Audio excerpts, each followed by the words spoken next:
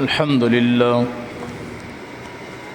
لله نحمده ونستعينه ونستغفره ونؤمن به ونتوكل عليه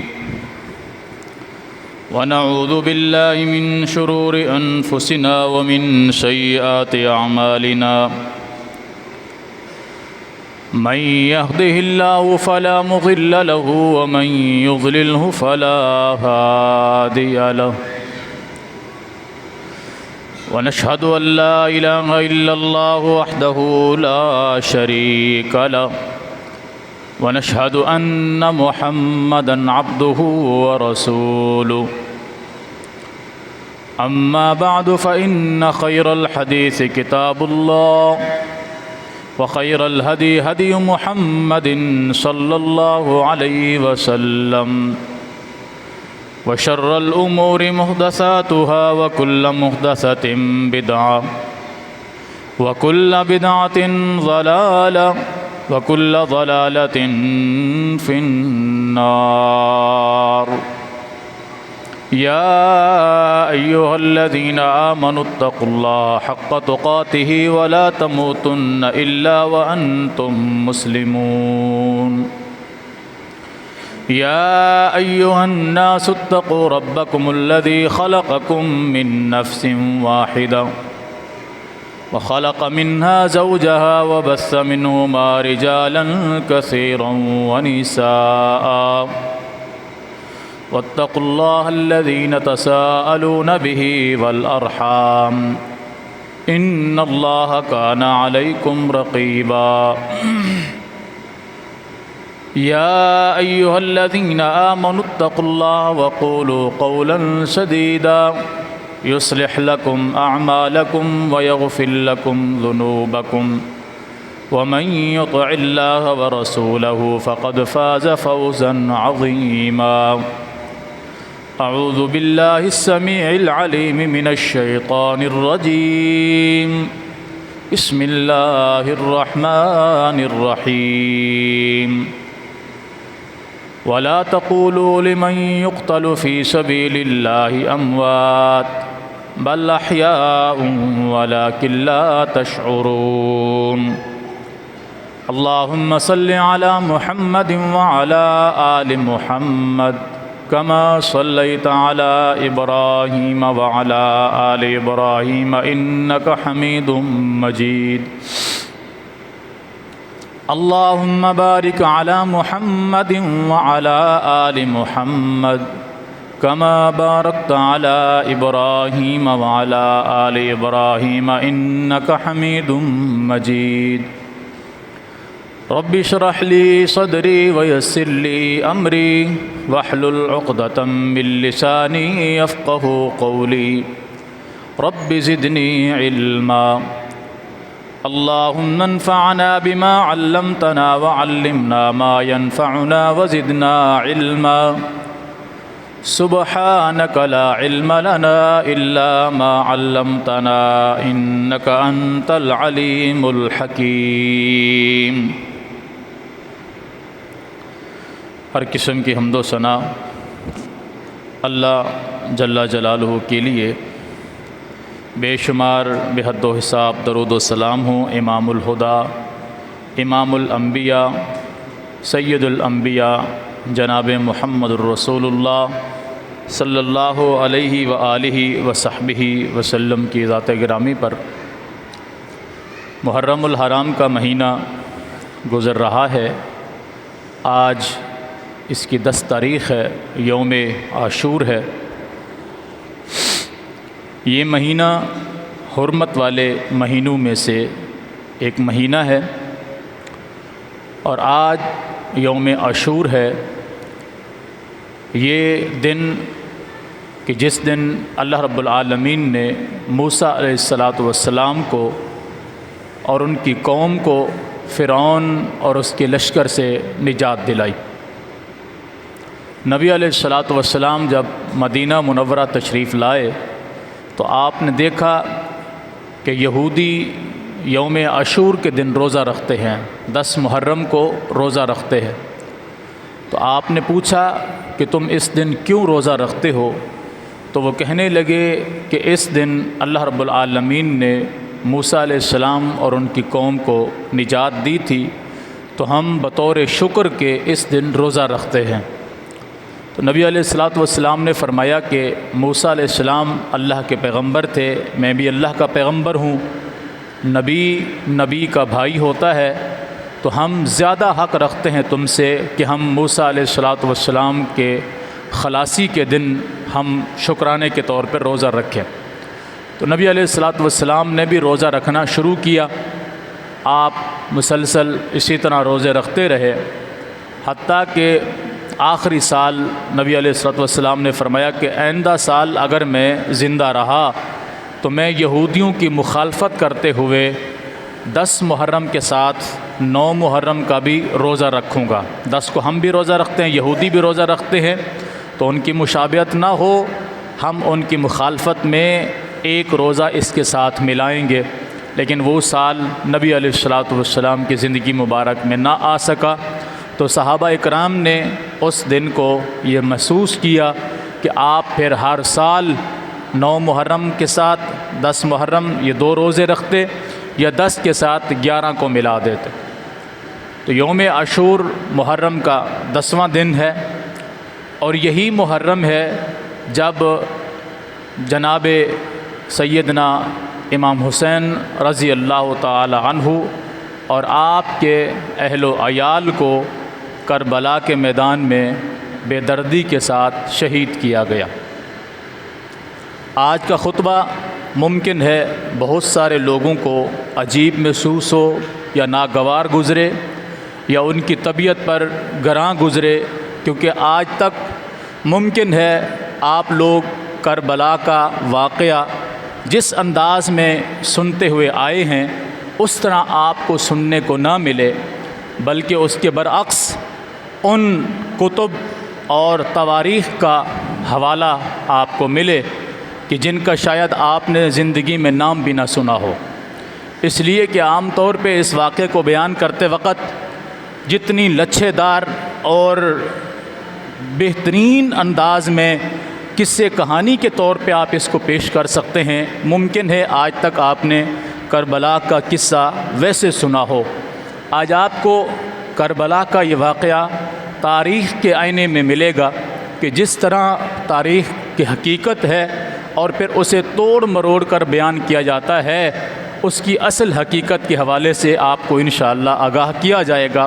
تو ممکن ہے یہ باتیں بعض لوگوں کو ناگوار گزریں، بعض کے لیے یہ نئی ہوں، اور بعض ان کو پسند نہ کریں، لیکن اللہ گواہ ہے اس بات پر کہ اگر آپ لوگ ٹھنڈے دل اور دماغ سے اس بات کو سنیں گے اور پھر جائیں گے اس کی تحقیق کریں گے، اس کی تشفی اور تسلی کریں گے، تو میرے رب کی قسم اللہ کا قرآن میرے سامنے ہے، میری ایک ایک بات انشاءاللہ آپ کو سچ معلوم ہوگی، اس بات کی ذمہ داری ہے۔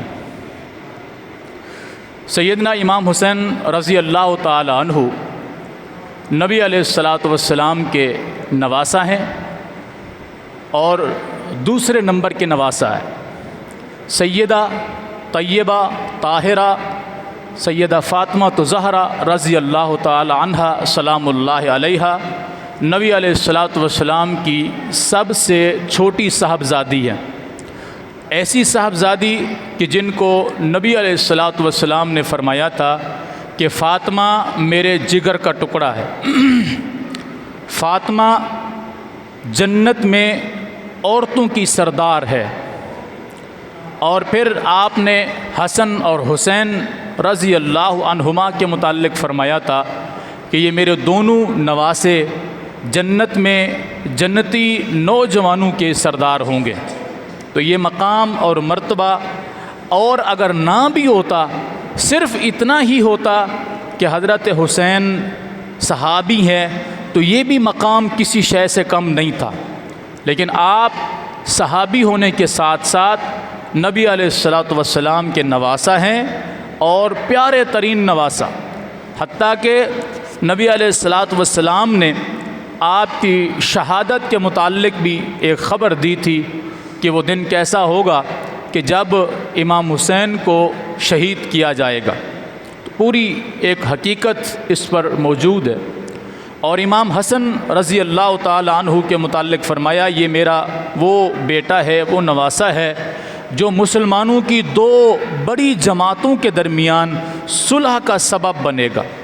ایک وقت آئے گا مسلمانوں کی دو جماعتیں آپس میں لڑیں گی، ان کے درمیان اختلاف پیدا ہوگا، اس اختلاف کو ختم کرنے کا سبب بنے گا تو میرا یہ صاحبزادہ، میرا یہ نواسہ، میرا یہ بیٹا حضرت حسن بنے گا۔ چنانچہ وقت گزرتا گیا اور تقریباً سن 46 ہجری میں سیدنا حسن رضی اللہ تعالی عنہ نے امیر معاویہ رضی اللہ تعالی عنہ کے ہاتھ پر بیعت کی۔ امیر معاویہ رضی اللہ تعالی عنہ اور سیدنا علی المرتضیٰ رضی اللہ تعالی عنہ کے درمیان اختلاف پیدا ہوا سیدنا عثمان بن عفان رضی اللہ تعالی عنہ کی شہادت کو لے کر۔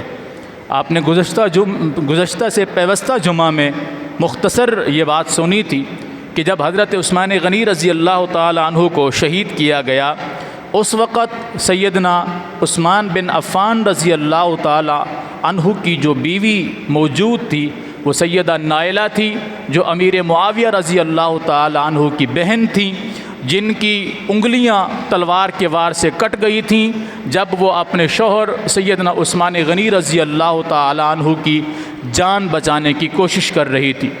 ابھی امیر معاویہ کی بہن تھیں، اس وجہ سے اختلاف پیدا ہوا کہ میری بہن کا بھی بدلہ لیا جائے اور میرے بہنوئی کا بھی بدلہ لیا جائے، لیکن اس وقت فتنہ ایک عروج پر پہنچ چکا تھا، جس وجہ سے سیدنا علی رضی اللہ تعالی عنہ نے فرمایا کہ جب تک حالات سازگار نہیں ہوتے ہم اس معاملے کو نہیں اختیار کر سکتے، اس لیے کہ کم و بیش 10,000 سے زیادہ ایسے لوگ کھڑے ہو گئے جنہوں نے کہا کہ ہم نے حضرت عثمان غنی رضی اللہ تعالیٰ عنہ کو شہید کیا ہے۔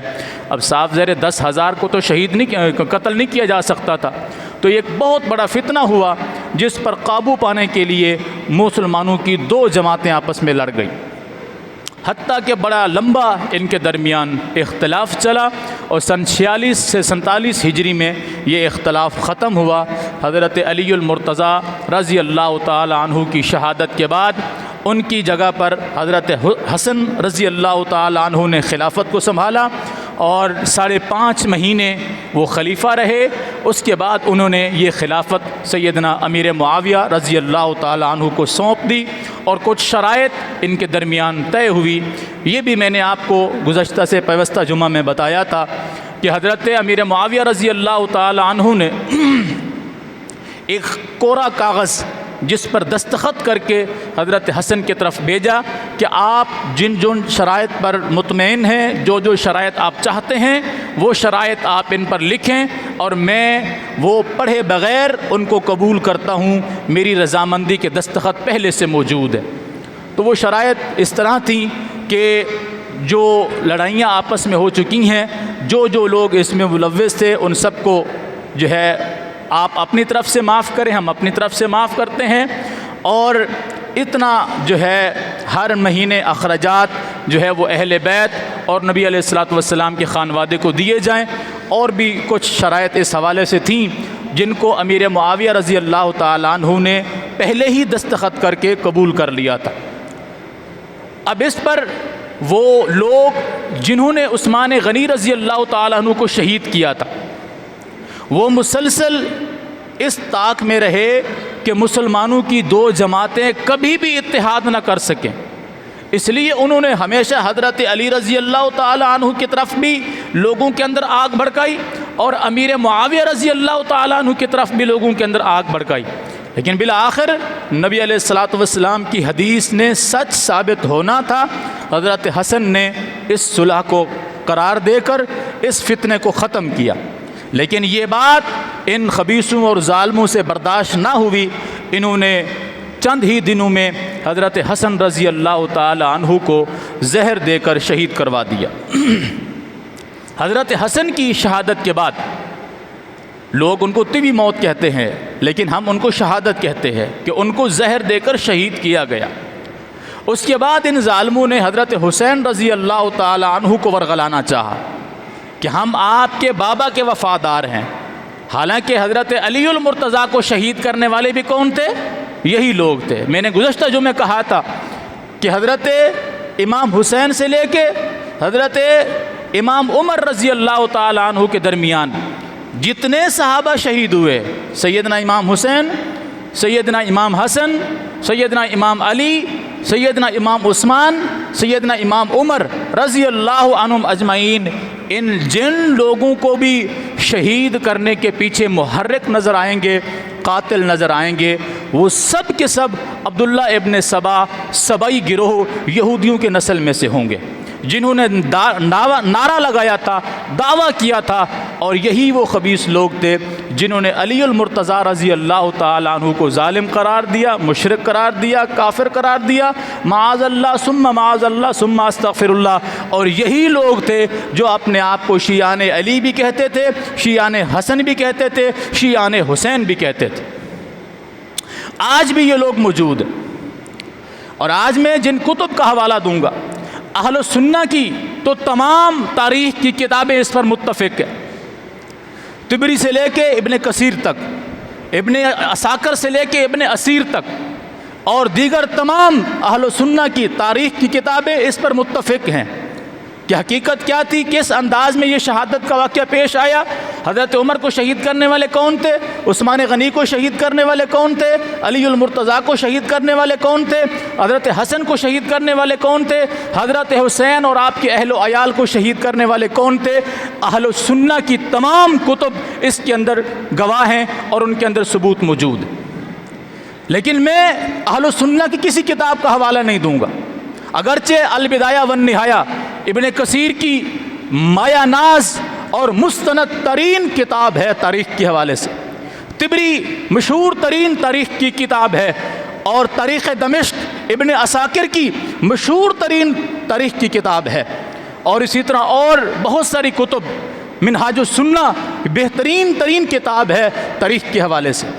لیکن میں جن کتب کا حوالہ دوں گا آپ کو، وہ اہل سنہ کی کوئی کتاب نہیں ہوگی، اس لیے کہ اہل سنہ کی کتابوں کے اندر متفقہ طور پر یہ مسئلہ موجود ہے، اس کے اندر حقیقت مسلمہ طور پر موجود ہے۔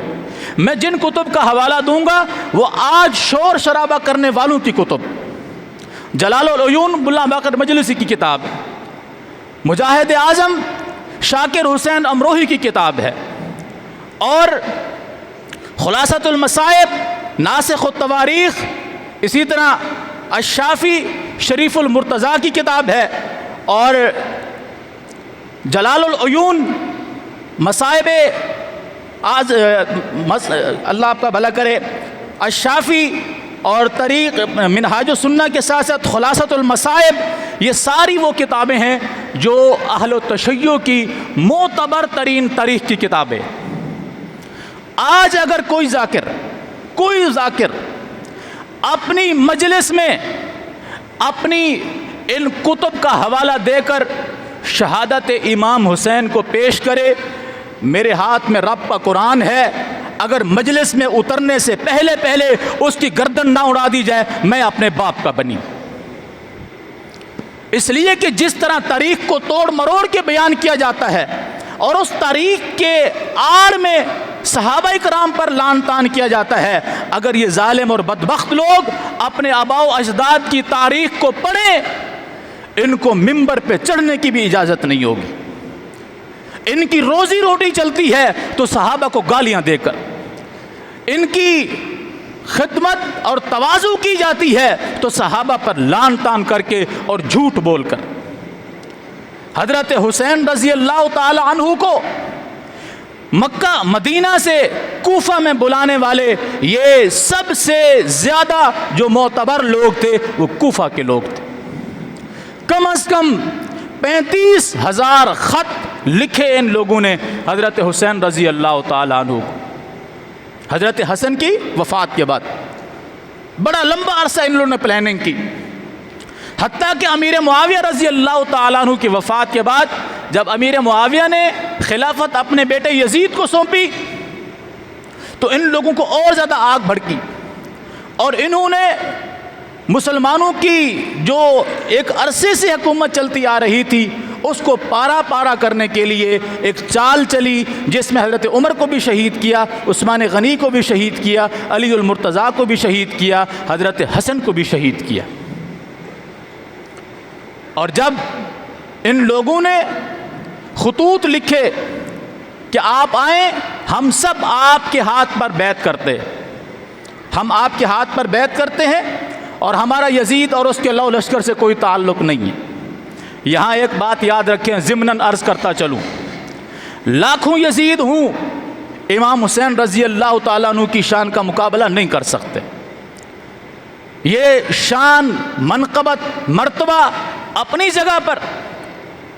نبی علیہ الصلوۃ والسلام نے فرمایا تھا، لوگو اگر تمہارا حاکم ایسا بنا دیا جائے جس کی رنگت کالی سیاہ ہو، جس کے ہونٹ بڑے بڑے ہوں۔ آج آپ یوٹیوب پر افریقہ کے لوگوں کو دیکھیں، عجیب و غریب شکلیں، کس نے بنائی؟ اللہ نے بنائی۔ اس کے متعلق نبی علیہ الصلوۃ والسلام آج سے 1450 سال پہلے فرما رہے ہیں کہ اگر تمہارا حاکم کسی ایسے شخص کو بنا دیا جائے جس کی شکل دیکھ کر بھی تمہیں دل اطمینان نہ بخشے، جس کے ہونٹ بڑے بڑے ہوں، عجیب و غریب شکل و صورت والا ہو، تمہارا وہ حاکم بنا دیا جائے، تمہیں اس کی اطاعت و فرما برداری کرنا تم پر لازم ہے۔ یہ نبی علیہ الصلوۃ والسلام کا فرمان ہے، کتاب و سنت کے اندر واضح نصائص اور دلائل کے ساتھ موجود ہے۔ اب مسلمانوں کا سربراہ کس کو مقرر کیا گیا؟ یزید بن امیر معاویہ کو مقرر کر دیا گیا۔ مسلمانوں کا اختلاف پہلے ختم ہو چکا ہے، جس کو حضرت حسن رضی اللہ تعالیٰ عنہ نے امیر معاویہ کے ساتھ صلح کر کے ختم کیا۔ اور یہ صلح بھی نبی علیہ الصلوۃ والسلام کے فرمان کے مطابق ہوئی۔ آپ نے یہ بشارت پہلے سنا دی تھی کہ میرا یہ صاحبزادہ مسلمانوں کی دو بڑی جماعتوں کے درمیان اختلاف کو ختم کرنے کا سبب بنے گا۔ اب ان لوگوں نے خط دے کر بلانا شروع کیا۔ حضرت عبداللہ ابن عمر مکہ سے مدینہ کی طرف جا رہے ہیں، راستے میں حضرت امام حسین رضی اللہ تعالیٰ عنہ سے ملاقات ہوئی۔ فرمایا کہاں جا رہے ہیں؟ تو کہنے لگے میں کوفہ کی طرف جا رہا ہوں۔ حضرت عبداللہ بن عمر رضی اللہ تعالیٰ عنہما بیان فرمانے لگے، اے حسین تم میرے سردار ہو، سردار کے بیٹے ہو، میں امیر المومنین عمر بن خطاب کا بیٹا ہوں، اگر تم میرا مشورہ مانو تو میں اپنے بھائی کو ایک بھائی والا مشورہ دوں گا، کوفیوں کی باتوں میں نہ آنا، کوفیوں کی باتوں میں نہ آنا۔ انہوں نے تمہارے بھائی کے ساتھ بھی وفا نہیں کی، انہوں نے تمہارے باپ کے ساتھ بھی وفا نہیں کی، انہوں نے کسی کے ساتھ وفا نہیں کی، تم ان کی باتوں میں نہ آنا، اور پھر کم از کم اپنے اہل و عیال کو ساتھ لے کر نہ جاؤ۔ اگر تم بضد ہو جانے کے لیے ان کے پاس اور وہ تمہیں اطمینان دلا رہے ہیں تو میں عمر میں بھی تم سے بڑا ہوں، ہر اعتبار سے جو مجھے تجربہ حاصل ہے میں وہ بتا رہا ہوں کہ ان کی باتوں میں نہ آنا۔ یہ اہل تشیع کی کتابوں کے اندر جو باتیں موجود ہیں میں وہ ذکر کر رہا ہوں، اہل سنہ کی کسی کتاب کا حوالہ نہیں دے رہا ہوں، اہل تشیع کی کتابوں کے اندر یہ باتیں جو موجود ہیں میں ان کا ذکر کر رہا ہوں۔ حضرت حسین نے ان کی بات کو سن کر ان کو جواب دیا، یہ مکہ کی طرف روانہ ہو گئے۔ عبداللہ بن عمر مدینہ پہنچ گئے، مکہ میں گئے تو مکہ کے اندر بڑے بڑے جلیل القدر صحابہ کرام میں سے واقد بن لیثی اور عبداللہ بن عباس رضی اللہ تعالی عنہما اور دیگر بڑے بڑے معتبر صحابہ کرام موجود ہیں۔ 7 ذی الحجہ کو امام حسین اور آپ کا اہل و عیال مکہ میں پہنچا کہ وہاں سے حج ادا کریں گے، اس کے بعد پھر ہم لوگ کوفہ کی طرف چلے جائیں گے۔ جب وہاں پہنچے تو عبداللہ ابن عباس کو پتہ چلا کہ میرا بھتیجا کہاں جا رہا ہے؟ کوفہ کی سرزمین پر۔ حضرت عبداللہ بن عباس کے الفاظ ہیں، کہنے لگے بیٹے اگر مجھے اس بات پر یقین ہو کہ میں تمہارے گھوڑے کے سامنے لیٹ جاؤں اور تم اپنے گھوڑے کو میرے جسم پر کراس کر کے نہیں گزرو گے تو میرے رب کی قسم ہے میں لیٹ جاؤں گا اور تمہیں کوفے کی طرف نہیں جانے دوں گا، اس لیے کہ مجھے وہاں سے بو آ رہی ہے، غداری کی، دشمنی کی بو آ رہی ہے، اور اگر تم نے جانا ہے تو میں پھر تمہیں کہوں گا کہ اپنی بچیوں کو، اپنی خواتین کو ساتھ لے کر نہ جائیں۔ آپ جتنے لوگ یہاں بیٹھے ہوئے ہیں ایک بات ایمانداری سے بتائیے گا، اپنے رب کو گواہ بنا کر کسی کی پرواہ کیے بغیر میں یا آپ، ہم میں سے کسی کے ساتھ دشمنی ہو جائے، لڑائی ہو جائے، ہم اس سے لڑنے کے لیے اپنی بیٹیوں کو ساتھ لے کے جائیں گے؟ بتائیے۔ یہ تو آج کے فتنے کے دور کے میں بات کر رہا ہوں، گئے گزرے دور کی بات کر رہا ہوں۔ میری یا آپ کی کسی کے ساتھ دشمنی ہو جائے، کوئی ایسی سخت دشمنی یا نارمل کسی بھی طرح کی، ہم اس سے لڑنے کے لیے جائیں گے، اس سے مقابلہ کرنے کے لیے جائیں گے، اپنی بیویوں اور بیٹیوں کو ساتھ لے کر جائیں گے؟ بتائیے۔ جو کہتا ہے لے کے جائیں گے ہاتھ کھڑا کرے۔ کیوں نہیں لے کے جائیں گے؟ بتائیے۔ مرد کا مقابلہ مرد سے ہوتا ہے یا عورت کا مقابلہ مرد سے ہوتا ہے؟ مرد کا مرد سے مقابلہ ہوتا ہے۔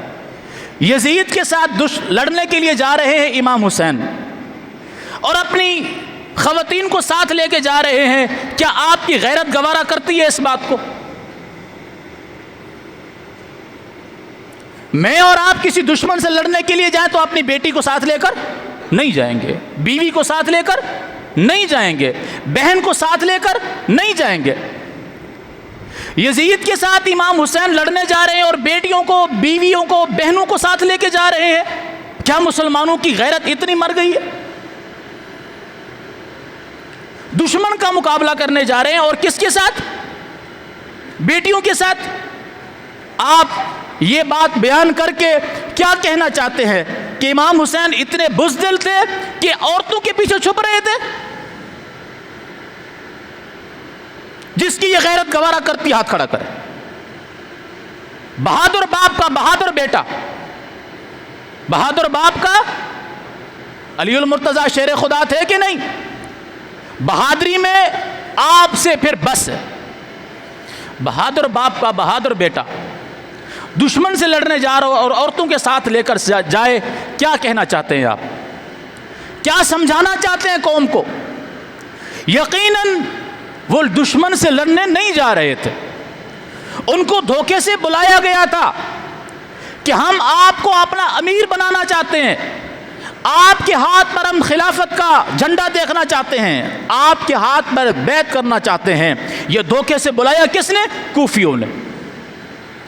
ورنہ دشمن سے لڑنے کے لیے، جنگ کے لیے بندہ جا رہا ہو، اپنے 6 سال کے معصوم بچے کو ساتھ لے کے جائے گا؟ 6 سال کے معصوم 6 ماہ کے معصوم بچے کو، دودھ پیتے بچے کو کوئی بندہ دشمن کے ساتھ جنگ کرنے کے لیے لے کے جائے گا؟ کیا کہنا چاہتے ہیں؟ اور پھر اپنی جوان بیٹیوں کو، بیویوں کو، بہنوں کو ساتھ لے کر جائے گا دشمن سے جنگ کرنے کے لیے؟ کہ اور نہیں تو دشمن کے ساتھ یہ عورتیں لڑیں گی؟ یقیناً حقیقت وہ نہیں ہے جو عام طور پہ بیان کی جاتی ہے۔ حقیقت یہ ہے کہ ان کو دھوکے سے بلایا گیا، اور بلانے والے بھی 2-4 نہیں۔ کوفہ کے بڑے بڑے مشہور سردار عمر بن اسدر، حبیب بن مظاہر اور دیگر بڑے بڑے ظالم ترین، مجرم ترین سرداروں نے دھوکے کے ساتھ امام حسین کو کوفہ میں بلایا۔ مکہ میں جب امام حسین پہنچے تو صحابہ اکرام نے بہت روکا۔ ان میں آپ کے چچا رشتے میں حضرت عبداللہ بن عباس رضی اللہ تعالی عنہ، جو چچا زاد بھائی ہیں علی المرتضیٰ کے رضی اللہ تعالی عنہ، انہوں نے روکا، دیگر صحابہ نے روکا، بیٹے وہاں نہ جاؤ، ان سے کوئی وفا کی امید نہیں ہے، کوفیوں سے کوئی وفا کی امید نہیں ہے۔ اچھا پھر مجھے بتائیں، یزید تخت نشین شام میں، امام حسین جا رہے ہیں کوفہ میں، دونوں اپوزٹ ملک ہیں، کوفہ الگ ہے شام الگ ہے، لڑنے یزید سے جا رہے ہیں اور جہاں کوفہ رہے ہیں، کیا کہنا چاہتے ہو؟ اس کا مطلب ہے کہ لوگوں نے اس طرح دھوکہ دیا اور مطمئن کیا. کس طرح مطمئن کیا؟ کہ حضرت حسین رضی اللہ تعالی عنہ نے اپنے چچا زاد بھائی مسلم بن عقیل رضی اللہ تعالی عنہ کو بھیجا کہ آپ جائیں کوفہ کے حالات معلوم کریں. مسلم بن عقیل اپنے 2 چھوٹے بچوں کے ساتھ گئے. اچھا اب بتائیے، جلال العیون کے اندر یہ موجود ہے، مجاہد اعظم کے اندر موجود ہے، مصائب صحابہ کے اندر موجود ہے، خلاصۃ المصائب کے اندر موجود ہے، اور ناسخ التواریخ کے اندر موجود ہے. ان تمام شیعہ کتب کے اندر یہ واقعہ موجود ہے کہ مسلم بن عقیل اپنے 2 معصوم بچوں کو لے کے کوفہ گئے تھے. رب کعبہ کی قسم ہے، مسلم بن عقیل 2 معصوم بچوں کو لے کر یزید سے لڑنے گئے تھے. 2 معصوم بچوں کو لے کر کس کے ساتھ لڑنے گئے تھے؟ جب کوفہ پہ پہنچے، ایک ہی دن میں 18,000 کوفیوں نے امام مسلم بن عقیل کے ہاتھ پر بیعت کی کہ ہماری جانیں، ہمارا مال، ہماری اولادیں آپ پر قربان.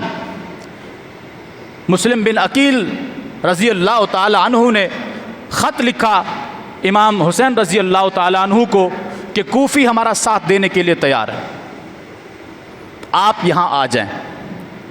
ابھی شام کا سورج نہیں ڈوبا تھا کہ یہی کوفی جنہوں نے ظہر کی نماز میں 18,000 کی تعداد میں امام مسلم بن عقیل کے ہاتھ پہ بیعت کی تھی، عصر کی نماز کا ٹائم ہوا تو ان میں سے کوئی ایک بدبخت بھی امام مسلم کے ساتھ نہیں تھا. اور کوفہ کے گورنر کون تھے؟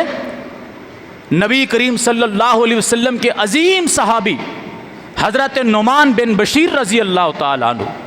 یہ وہی نعمان بن بشیر ہیں جن کا واقعہ آپ پچھلے کئی جمعوں سے پہلے سن چکے ہیں کہ میں نے ایک جمعے میں عرض کیا تھا کہ نبی علیہ الصلاۃ والسلام کے پاس ایک صحابی آئے حضرت بشیر رضی اللہ تعالیٰ عنہ اور کہنے لگے، اللہ کے رسول صلی اللہ علیہ وسلم، میں اپنے بیٹے نعمان کو کچھ تحفے تحائف دینا چاہتا ہوں اور میری بیوی کہتی ہے میں اس پر راضی نہیں ہوں، آپ اللہ کے رسول کو اس پر گواہ بنائیں. نبی علیہ الصلاۃ والسلام نے پوچھا تھا، کیا جتنے تحفے تحائف تم نعمان کو دے رہے ہو کیا باقی بچوں کو بھی دے رہے ہو؟ تو اس نے کہا نہیں، بس میں اپنے ایک بیٹے کو دینا چاہتا ہوں. نبی علیہ الصلوۃ والسلام نے فرمایا تھا، جاؤ اپنے تمام بچوں میں تحفے تحائف برابر تقسیم کرو، یا پھر جس کو دے رہے ہو اس سے بھی واپس لے لو. کیا تم نہیں چاہتے قیامت کے دن تمہاری ساری اولاد تمہارے حق میں گواہی دے؟ تو فرمایا کیوں نہیں؟ فرمایا جاؤ پھر یا سب میں برابر تقسیم کرو یا کسی کو بھی نہ دو. یہ وہی نعمان بن بشیر ہیں جو اپنا واقعہ خود بیان کر رہے ہیں. اور اب یہ نعمان بن بشیر رضی اللہ تعالی عنہ کوفے کے گورنر ہے. ایمانداری سے بتائیے، آج ممبر و محراب پہ کھڑے ہو کر عجیب و غریب مغلظات بکی جاتی ہیں. زنا عام ہو گیا تھا، شراب عام ہو گیا تھا، ہاں جی دین تباہ ہو گیا تھا، امت لٹ گئی تھی. اپنے سینے پہ ہاتھ رکھ کے بتائیے، نبی کریم صلی اللہ علیہ وسلم کے یہ عظیم صحابی جنہوں نے نبی علیہ الصلوۃ والسلام کے ہاتھ پر بیعت کی، کلمہ پڑھا، جن کی فضیلتوں کے بارے میں متعدد احادیث موجود ہیں، اس صحابی کے ہوتے ہوئے یہ ساری چیزیں ہو سکتی تھیں؟ بتائیے. صحابی رسول ہے نعمان بن بشیر، اور بھی بڑے بڑے صحابہ موجود ہیں. مکہ کے اندر عبداللہ ابن عباس موجود ہیں رضی اللہ تعالی عنہما، مدینہ کے اندر عبداللہ ابن عمر موجود ہیں رضی اللہ تعالی عنہما، اور بے شمار صحابہ کرام موجود ہیں رضی اللہ تعالی عنہم اجمعین. صحابہ کی موجودگی میں شراب عام ہو جائے، کیا مسلمانوں کی غیرت گوارا کرتی ہے؟ صحابہ کرام کی موجودگی میں زنا عام ہو جائے، کیا مسلمانوں کی غیرت گوارا کرتی ہے؟ آپ کے اسی داؤد گوڑ میں 2-4 گھر مشہور ہو جائیں کہ اس گھر میں بدکاری ہوتی ہے، میں دیکھتا ہوں کہ آپ میں سے کتنے لوگ ہیں جو اپنے بچوں کو اس گلی میں چھوڑتے ہیں یا خود اس گھر کی طرف جانا گوارا کرتے ہیں. کیا آپ سب متفق ہو کر ان گھروں کو جڑ سے نہیں اکھاڑیں گے؟ کہ ہمارے محلے کے اندر یہ بدکاری کا اڈا موجود ہو اور ہماری نسلیں برباد ہو جائیں؟ آپ میں سے گئے گزرے دور کے اندر کوئی غیرت گوارا کرتی ہے؟ نبی کریم صلی اللہ علیہ وسلم کے بے شمار صحابہ موجود ہیں جن کی موجودگی میں آج ممبر و محراب پہ کھڑے ہو کر بکواس کرنے والا بکواس کرتا ہے کہ زنا عام ہو گیا تھا، شراب عام ہو گئی تھی، قتل و غارت عام ہو گیا تھا، دین برباد ہو گیا تھا۔ نعمان بن بشیر جیسے صحابی، عبداللہ ابن عمر جیسے صحابی، عبداللہ ابن عباس جیسے صحابی، ابو ہریرہ رضی اللہ تعالیٰ عنہ جیسے صحابی، واقد بن لیثی رضی اللہ تعالیٰ عنہ جیسے صحابی اور دیگر متعدد صحابہ کرام کی موجودگی میں کوئی مئی کا لال آج کھڑے ہو کر کہے کہ زنا اور شراب عام ہو گئی تھی تو مسلمانوں کے لیے یہ ڈوب مرنے کا مقام۔ اس لیے مسلمان خاموش ہیں کہ حکومت ان کی ہے، فلاں ان کا ہے، فلاں ان کا ہے، اگر کچھ بولیں گے تو یہ ہو جائے گا تو وہ ہو جائے گا۔ اگر میری زندگی میں کوئی شخص میرے باپ کو گالی دے اور میں اس گالی کو خاموشی سے گوارا کر لوں کہ یہ زیادہ لوگ ہیں، میں اکیلا بندہ ہوں، تو میں کیا کر لوں گا؟ میرے لیے ڈوب مرنے کا مقام ہے کہ میں اپنی موجودگی میں اپنے باپ کی گالی کو برداشت کروں۔ اور کوئی شخص کمینہ کھڑے ہو کر میرے نبی کے صحابہ کو زانی اور شرابی کہے اور میری غیرت گوارا کر جائے، اس سے بہتر ہے کہ میں مر جاؤں، مجھے زمین پر زندہ رہنے کا حق حاصل نہیں ہے۔ عصر کی نماز نہیں ہوئی، یہ 18,000 کوفی امام مسلم بن عقیل کی بیعت توڑ چکے تھے۔ امام مسلم بن عقیل نے عمر بن سعد بن ابی وقاص کو خط لکھا، کہا کہ ان کی صورتحال مجھے نظر آ چکی ہے، کوفیوں کی صورتحال مجھے نظر آ چکی ہے، عمر 4 کام کرنا، اگر میں شہید ہو جاؤں میرا جنازہ تم پڑھانا۔ عمر کون ہے؟ سعد بن ابی وقاص کے بیٹے۔ میں مر جاؤں تو میرا جنازہ تم پڑھانا، میں مر جاؤں تو مجھے دفن تم کرنا، میں مر جاؤں تو مجھے کفن تم پہنانا، اور چوتھا کام میرا لازمی کرنا کہ یہ میرا خط امام حسین تک پہنچا دینا کہ یہاں اپنے بچوں کو، اپنے اہل و عیال کو لے کر نہ آؤ، یہ غدار لوگ ہیں۔ آج ممبر و محراب پہ کھڑے ہو کر بعض اہل سنت کے مولوی بھی کہہ رہے ہوتے ہیں کہ نانا کا دین لٹ رہا تھا اور حسین نے نانا کا دین بچانے کے لیے اپنے اہل و عیال کو قربان کر دیا۔ میں نے تھوڑی دیر پہلے ایک جملہ کہا ہے کہ دشمن کا مقابلہ کرنے کے لیے کوئی اپنی عورتوں کو ساتھ لے کر نہیں جاتا، اتنا بزدل کوئی نہیں ہوتا۔ تم بہادر باپ کے بہادر بیٹے کو عورتوں سمیت دشمن سے لڑنے کے لیے بھیج رہے ہو۔ صحابہ کرام کی بڑی تعداد مکہ اور مدینے میں موجود ہے، کیا وہ امام حسین کو اکیلا جانے دیتی؟ مسلم بن عقیل نے خط دیا، یہ تمام باتیں اہل التشیع کی کتاب سے بیان کر رہا ہوں میں آپ کو، اہل سنہ کی کسی کتاب کا تذکرہ نہیں کر رہا۔ جلال العیون، خلاصۃ المصائب، اسی طرح مجاہد اعظم، اور اس کے علاوہ ناسخ التواریخ اور دیگر تمام معتبر ترین کتابیں جن کے اندر یہ حوالہ جات موجود ہیں۔ اس لیے میں نے تھوڑی دیر پہلے کہا کہ اگر ممبر پر کھڑے ہو کر ذاکر یہ حقیقت بیان کر دے تو اس کو اترنے نہیں دیا جائے گا کہ ساری زندگی ہمیں لہو لہان کرا کے، مار پیٹ کرا کے آج ہمارے سامنے بیان کرتے ہو شہادت حسین کیسے ہوئی، لعنت تو تم پر اور تمہارے پیدا ہونے پر، آج تک ہمیں کس حال میں رکھا تم لوگوں نے۔ اس لیے وہ توڑ مروڑ کے بیان کرتا ہے۔ مجاہد اعظم ابھی حال ہی میں مصنف ہے اس کا، شاکر حسین امروہی انڈیا کا مشہور ترین مورخ ہے، مجاہد اعظم اس کی کتاب ہے، ابھی لکھنؤ سے چھپی ہے، حال ہی میں اس کی یہ جلد طبع ہوئی ہے۔ جلال العیون بیروت کی چھپی ہوئی کتاب اور ایران کا طبع شدہ نسخہ، ان سب کے اندر یہ بات موجود ہے کہ ان لوگوں نے دھوکہ دیا امام حسین کو اور مسلم بن عقیل کو۔ میں نے کیا کہا؟ ظہر کے وقت انہوں نے بیعت کی، عصر میں توڑ دی، اتنے وفادار تھے یہ لوگ۔ اور عمر بن سعد نے یہ خط امام حسین تک پہنچایا، امام حسین تک یہ خط پہنچایا کہ مسلم بن عقیل کو ان ظالموں نے شہید کر دیا ہے، آپ اس طرف نہیں آؤ۔ لیکن اس وقت امام حسین 7 محرم کو کربلا کے میدان میں پہنچ چکے تھے۔ 19 منزلیں طے کرنے کے بعد مزید سفر کیا، 21 منزلیں طے کرنے کے بعد جب آپ کربلا کے میدان میں پہنچے، اس وقت عمر بن سعد کا یہ خط ملا جو مسلم بن عقیل رضی اللہ تعالیٰ عنہ نے لکھا تھا کہ میرے بھائی اس طرف نہیں آنا، ان سے کوئی وفا کی امید نہیں ہے۔ اور جلال العیون کا حوالہ پیش کر رہا ہوں، امام حسین نے اس موقع پر 3 باتیں کہی تھیں، 3 باتیں، یا مجھے مسلمانوں کی سرحد پر جانے دو، یا پھر میں مکہ سے لوٹ کر آیا ہوں مجھے واپس جانے دو، یا پھر یزید کے پاس جانے دو وہ میرا چچا زاد بھائی ہے۔ یہ الفاظ ہیں جلال العیون کے، یزید میرے چچا کا بھائی ہے۔ امیر معاویہ کو حضرت امام حسن اور امام حسین اپنا چچا مانتے تھے۔ اہل سنہ کی کسی کتاب کی بات نہیں کر رہا ہوں، ان ظالموں کی کتابوں کا حوالہ دے رہا ہوں جو آج تاریخ کو توڑ مروڑ کر بیان کرتے ہیں۔ اگر یہ اپنے باپ کے ہیں تو ان کتابوں کو اٹھا کر پڑھیں، اگر ان میں یہ بات موجود نہ ہو میرا خون معاف ہے۔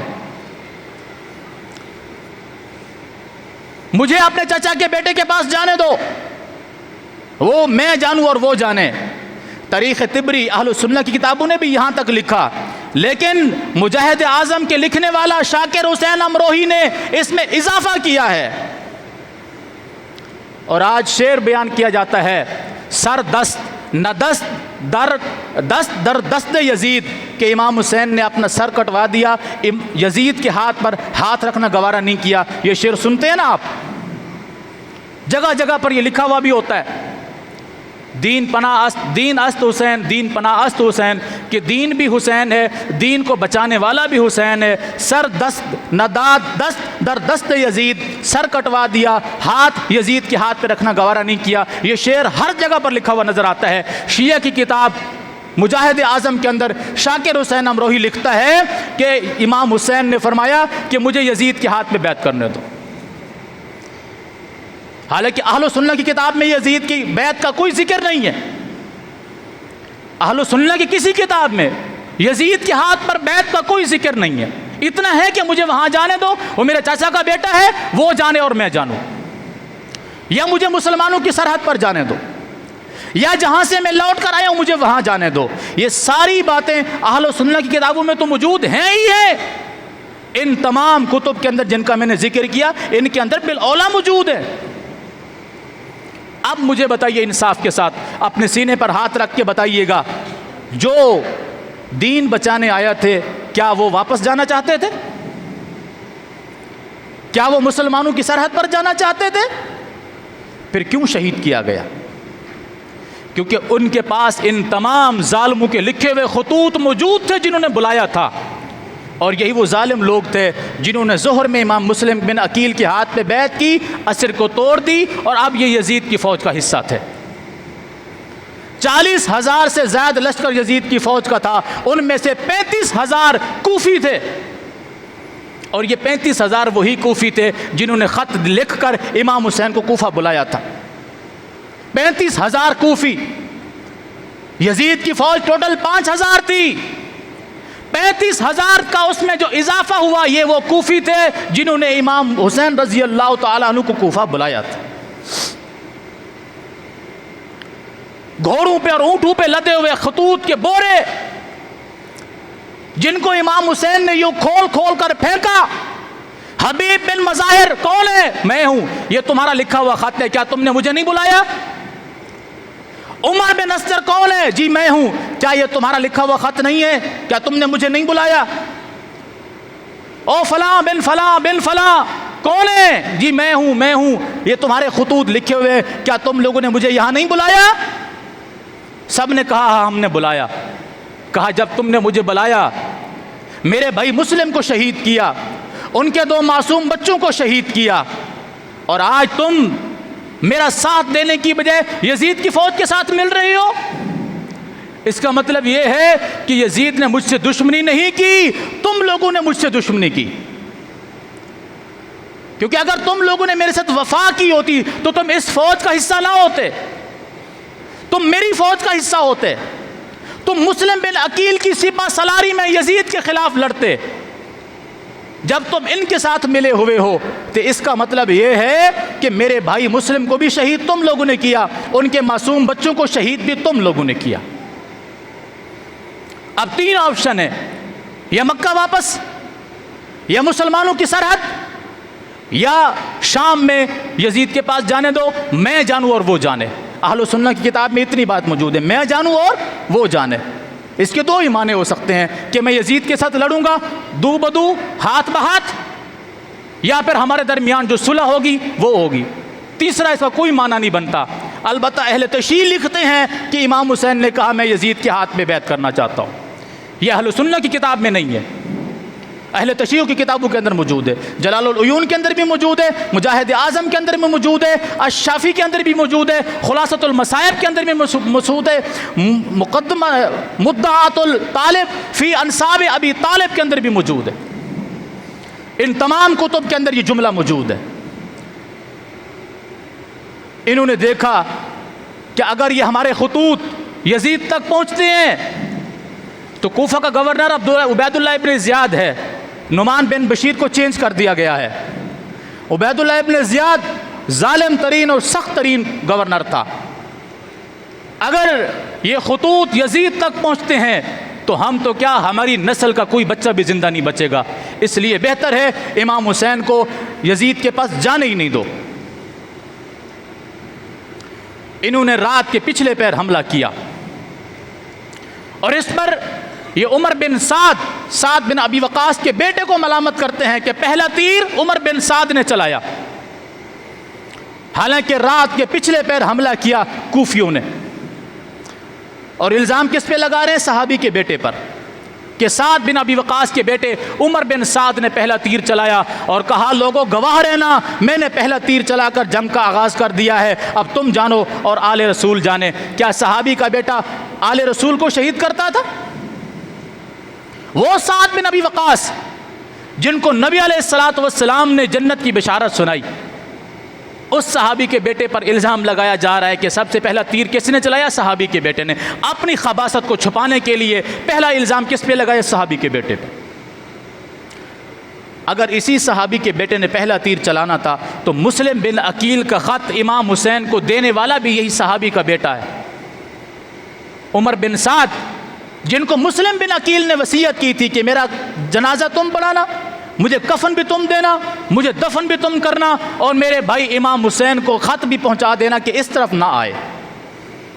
اگر اس نے امام حسین پر پہلا تیر چلانا تھا تو مسلم بن عقیل کا خط امام حسین تک پہنچاتے۔ یہ اہل سنہ کی کتاب میں نہیں، تمہاری کتابوں کے اندر موجود ہے۔ ان ظالموں نے امام حسین رضی اللہ تعالی عنہ کے رفقا کو شہید کیا۔ اللہ کی ان پر تا قیامت بے شمار لعنتیں ہوں۔ جو لوگ اس میں شامل تھے، جو لوگ، میں نے پچھلے جمعہ میں بھی کہا تھا، کسی کا نام نہیں لے رہا ہوں، جتنے لوگ شامل تھے اور جتنے ان کے سہولت کار تھے، جو اس پر راضی تھے، جنہوں نے اس کی پلاننگ کی، جن لوگوں نے آل رسول کے خون میں ہاتھ رنگا، اللہ کی اور اس کے فرشتوں کی اور اس کی تمام مخلوقات کی تا قیامت ان پر لعنت ہو۔ شمر ذی الجوشن، انس بن سنان، ان 2 اور تیسرے کے بارے میں یہ مورخ بذات خود شش پن میں ہیں کہ ان میں سے تیسرا بندہ کون تھا۔ ان تینوں میں سے کسی ایک نے جا کر امام حسین رضی اللہ تعالیٰ عنہ کا سر مبارک کاٹا۔ جلال العیون والا لکھتا ہے،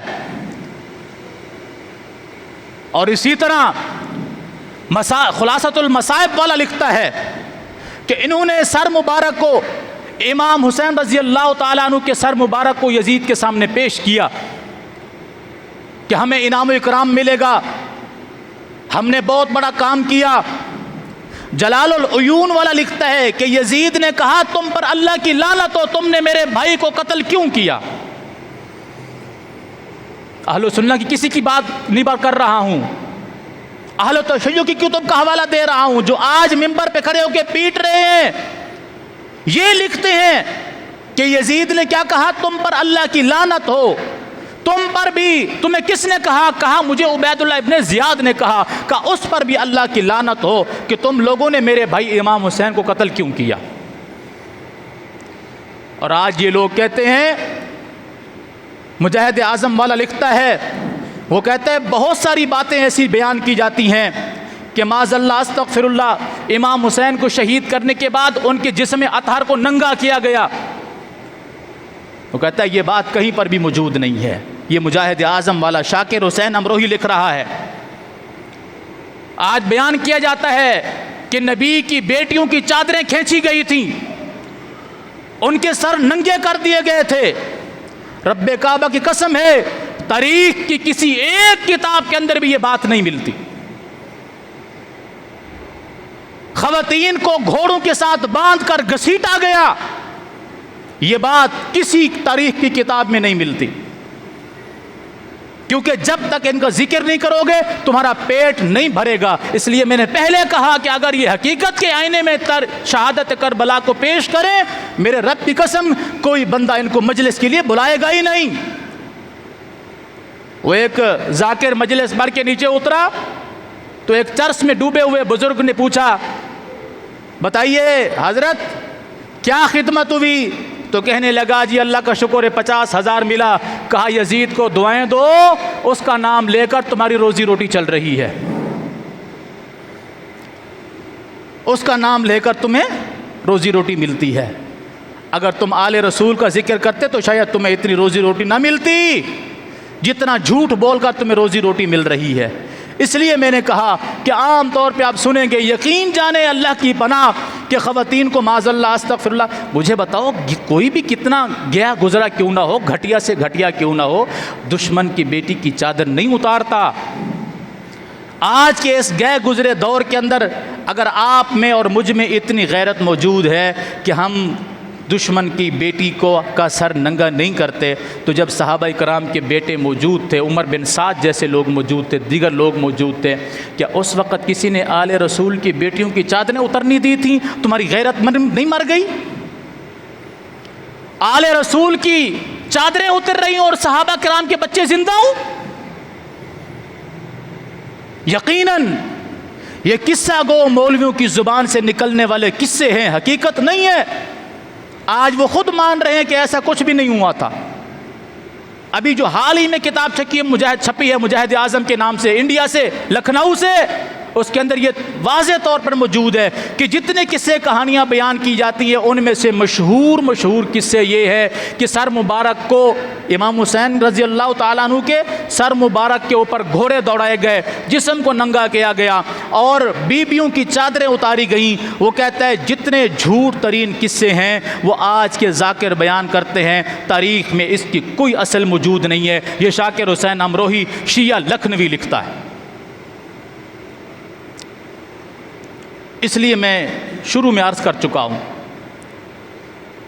کہ ممکن ہے آپ نے زندگی میں پہلی مرتبہ یہ واقعہ سنا ہو۔ یہ رب کا قرآن گواہ ہے اس بات پر۔ جمعے کے بعد میرے پاس بیٹھ جائیے گا، میں ایک ایک کتاب کا حوالہ آپ کے سامنے پیش کروں گا، صفحہ نمبر، جلد نمبر، اس کی اصل عبارت کے ساتھ۔ اور پھر جائیے اپنے اپنے محلے میں، اپنے اپنے علاقے میں۔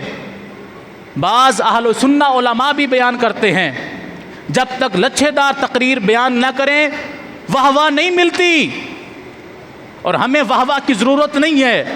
ہم چاہتے ہیں کہ تاریخ کے آئینے میں حقیقت کے ساتھ زندگی گزارو۔ جھوٹ اور فساد کا زمانہ نہیں ہے۔ آن ایئر بات کر رہا ہوں، جتنے لوگ سن رہے ہیں، یہ ریکارڈنگ ہو رہی ہے، میرا یہ خطبہ الحمدللہ پوری دنیا میں دیکھا جاتا ہے، مختلف لوگ اس کو دیکھتے ہیں اور اس پہ بات کرتے ہیں۔ اگر کوئی ایک حوالہ بھی غلط ہو، اگلے جمعے مجھے ممبر پہ نہ چڑھنے دینا۔ جنہوں نے آل رسول کے ساتھ ظلم کیا، بولو اللہ کی اس پر، بولو بولو، جو نہ بولے، جو نہ بولے آل رسول کے جتنے قاتلین ہیں ان سب پر اللہ کی لعنت، جتنے ان کے سہولت کار تھے ان سب پر بھی اللہ کی لعنت، جتنے ان کے مددگار تھے ان سب پر بھی اللہ کی لعنت، جنہوں نے اس کی پلاننگ کی ان سب پر بھی اللہ کی لعنت، اور جو یزید کی آڑ میں صحابہ پر زبان درازی کرے ان پر بھی اللہ کی لعنت۔ اللہ تعالی ہم سب کو حق اور سچ سمجھنے کی توفیق دے۔ آل رسول کی قربانیوں کو اللہ قبول فرمائے۔ آل رسول کو مظلومانہ طریقے سے شہید کیا گیا، دھوکے سے بلایا گیا، دھوکے سے بلایا گیا۔ آپ کو یاد ہے نا کچھ ماہ پہلے اسماعیل بن ہانیہ کو ایران میں بلا کر کس نے مروایا تھا؟ تو کیا ابھی بھی سمجھ میں نہیں آتی آپ کو بات؟ فلسطین کو بچانے والی تنظیم کے جو سربراہ تھے اسماعیل ہانیہ، وہ اپنے ملک میں تھے تو محفوظ تھے، ایران میں آئے تو مارے گئے، ساتھیوں سمیت مارے گئے۔ کیا بات سمجھ میں نہیں آتی؟ جو آج غداری سے باز نہیں آ رہے اس وقت کس طرح باز آتے تھے؟ یہی وہ لوگ تھے جنہوں نے فجر کی نماز میں علی المرتضیٰ کو شہید کیا۔ عبد الرحمن ابن ملجم کون تھا؟ یہی وہ لوگ تھے جنہوں نے عثمان غنی کو مدینہ منورہ میں ان کے گھر میں شہید کیا۔ عبداللہ ابن سبا کون تھا؟